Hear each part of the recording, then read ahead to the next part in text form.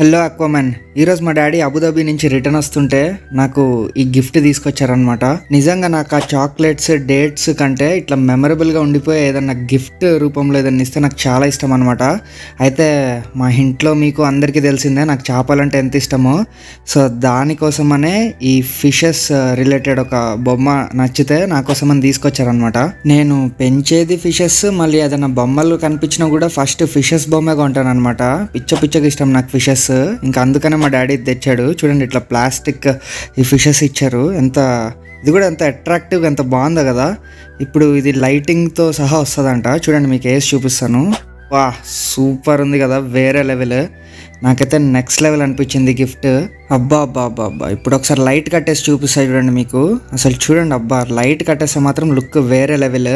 Thank you so much daddy, this means a lot.